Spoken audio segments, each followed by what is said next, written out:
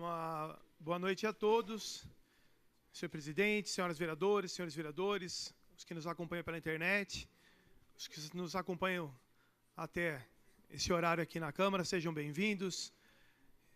Especialmente aqui, eu sei que a maioria do pessoal do Vale Verde já se foi, não é? Mas eu quero aqui lembrar uma situação que nós vivemos ali no Altos do Morumbi. Então, quero começar esse discurso, primeiro dando os parabéns para o Jornal Clássico, não é?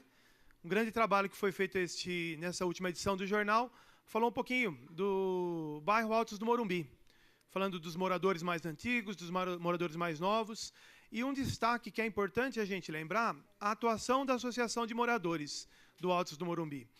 É claro, a experiência já diz, desde a reivindicação, falando rapidamente, do famoso esgoto no Altos do Morumbi, desde que eu mudei para o bairro, eu ouço alguns assuntos a serem discutidos. O que de fato funciona é quando as pessoas se mobilizam e aí a gente tem uma força maior para discutir com o Poder Executivo. Então, faço aqui as minhas palavras, não vou me estender, mas conheço bem o Vale Verde também, né? O Vale da Esperança podia ser o nome aqui em Vinhedo, né? Uma proposta, vereador Rubens Nunes, não é? Esperamos que funcione as reivindicações, não é?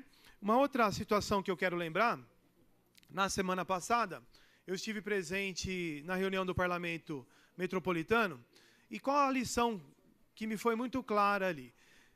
Na grande maioria dos problemas, as cidades vizinhas, aqui circunvizinhas, são os mesmos, não é? Segurança pública, saúde e transporte público.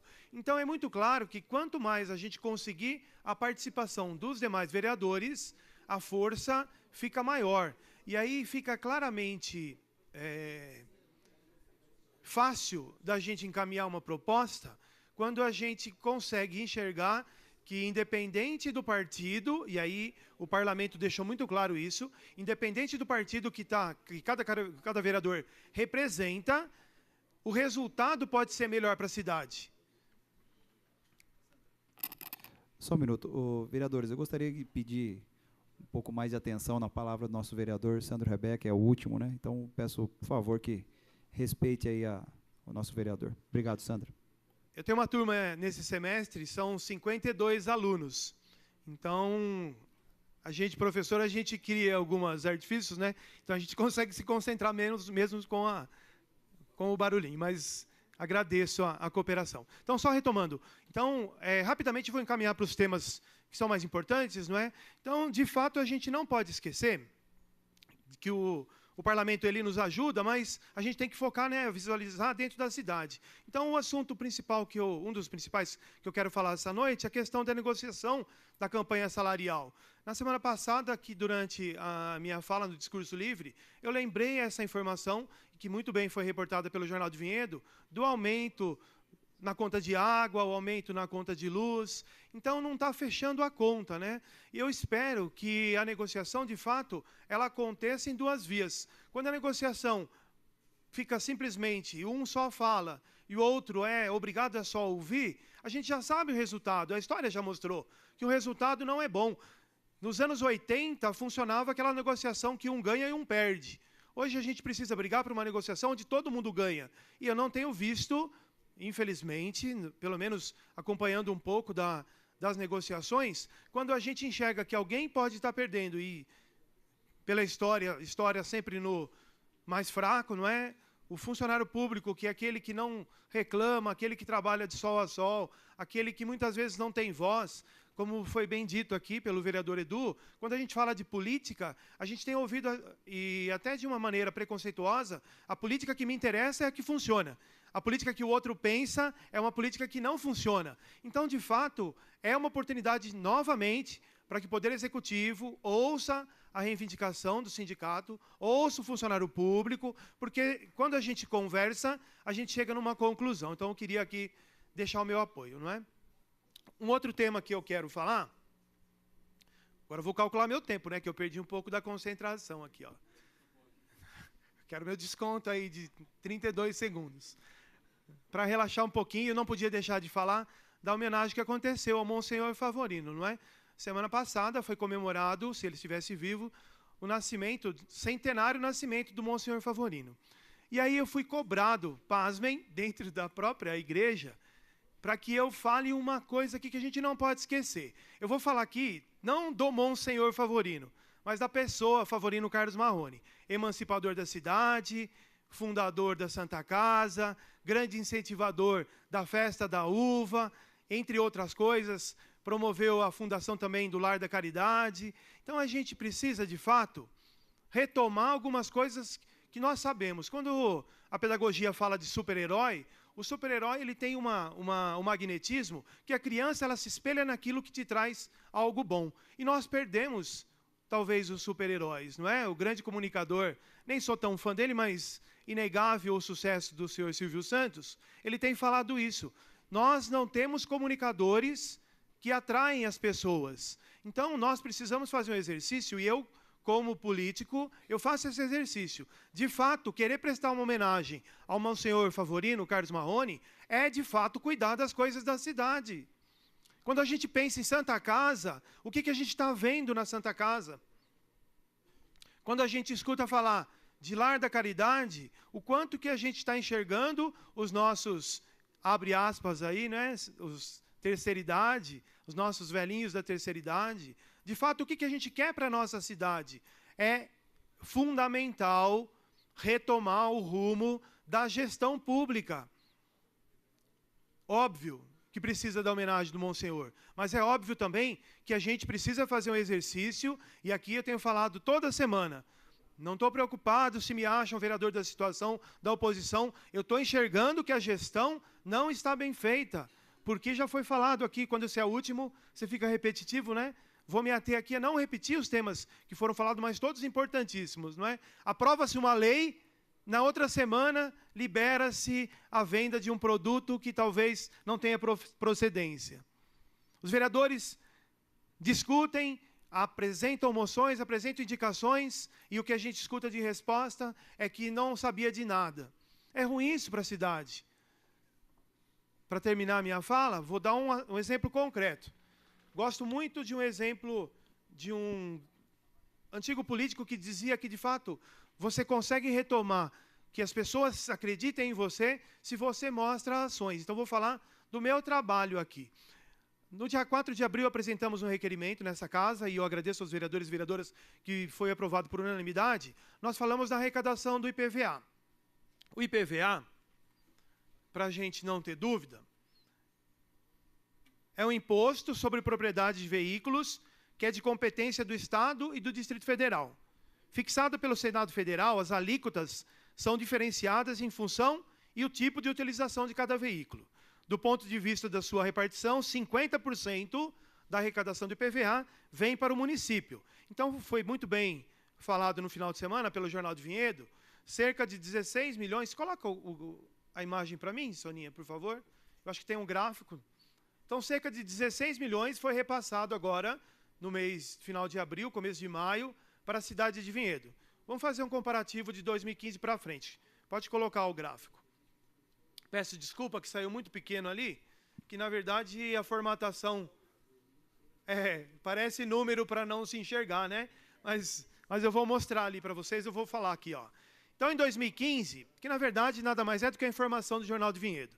2015 foi repassado para Vinhedo 15.421.115,48 centavos. 2016, 16.121.523 centavos. E agora, em 2017, até o mês de maio, 16.035.348. Mas o que a gente tem que ficar atento?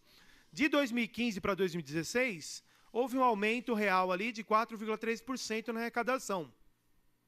De 2016 para 2017, nessa primeira etapa da arrecadação, uma redução de 0,5%.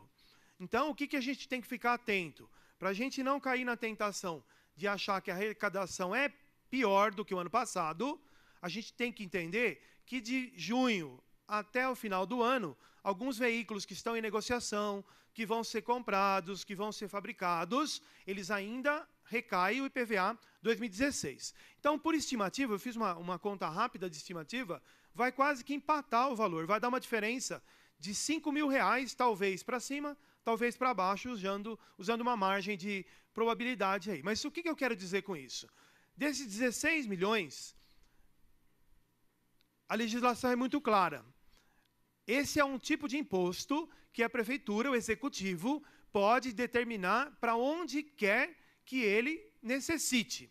E aí vem a minha dica de gestão, vamos pensar assim, ou a minha sugestão de melhorar a gestão da cidade, porque quando o IPVA foi criado, em nenhum momento ele imagina que esse dinheiro vai ser usado para a folha de pagamento. É uma conta muito simples. Quando eu escuto assim, olha, a folha de pagamento está chegando a 54% da arrecadação municipal. Fato, precisa rever a folha de pagamento. Qualquer uma das técnicas, seja uma curva ABC, que pega lá os 3 principais valores, o valor A, o B e o C vai representar 20%, tenha certeza que esses 20% de funcionários representam 80% do valor. Foi muito bem mostrado aqui. São os funcionários com maior renda. Infelizmente, o poder público, e eu falo infelizmente porque eu gostaria que a gente chegasse no ótimo, não é, que é sempre inimigo do bom, mas o poder público precisa repensar a sua maneira de fazer política. Quando a gente pensa em fazer política, destinando 54% da sua arrecadação para a folha de pagamento, é uma rede, é uma armadilha que o Poder Executivo vai se emaranhando, que é a única explicação que eu tenho. Porque não é possível a gente enxergar que uma gestão que já está no poder há muito tempo, não é pouco tempo. Alguns erros que estão acontecendo, se deixar faltar uma ambulância, não tem explicação, só pode ser má gestão. Na curva, quando a gente analisa a melhoria contínua, quando a gente analisa a análise de solução de problemas, tem uma parte da análise, logo no princípio, né, eu vou trazer um gráfico a semana que vem, mas rapidamente, ali de 3 a 6 meses, quando os erros começam a reincidir, é porque talvez o gestor seja novo, o chefe seja novo, o funcionário seja novo. Mas quando você tem uma administração que já é antiga e os erros começam a aparecer com gravidade tal, que a gente foi muito bem falado aqui por vários vereadores, é porque a gestão está no caminho errado. É necessário, urgente, rever a gestão, pegar as boas ideias, foi muito bem falado aqui pelo vereador Nil. Estivemos presentes ali em Americana, eles fizeram a questão de oferecer o sistema de monitoramento, de segurança, para reduzir custo. A gente não tem mais alternativa. Então, minha proposta, eu estarei encaminhando. A gente sobe aqui na tribuna, a gente cai em tentação de usar o gerundês, né? Está meio encaminhando nada. Eu vou encaminhar amanhã o projeto, porque senão a gente cai nesse gerundês político que, de fato, a gente tem que lutar contra. Tem uma parte? Muito rapidamente. Muito bom o raciocínio, vereador Sandro Rebeck, sobre IPVA. Eu só queria acrescentar o seguinte, existe, inclusive, uma ingerência sobre os veículos que são do município, mas estão com outras placas. Seria uma forma de você fazer uma campanha e arrecadar. Isso também já foi sugerido e nunca foi tratado de uma forma coerente pelo município. E um outro exemplo bobinho, mas a empresa que aluga carro para os municípios, para o nosso município, pasme, tem placas do município de Campinas. Então, nem a empresa que a gente paga uma fortuna, paga o IPVA para Vinhedo. Então, além de ser um bom número, nós temos um potencial para explorar ali.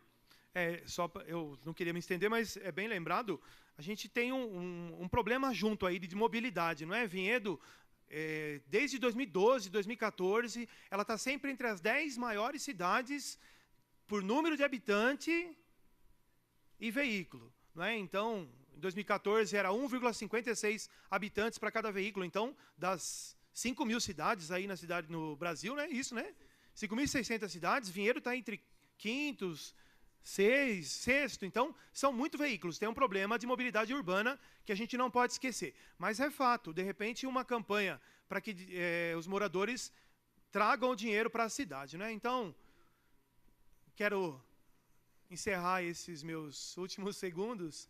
Não podia deixar de falar da moção de congratulação dos Dias das Mães, né? A vereadora Ana Gerezini, junto com a Flávia, foram muito felizes em puxar o assunto, e os demais vereadores subscreveram. Então, aqui eu quero lembrar também das mães que não têm voz, não é?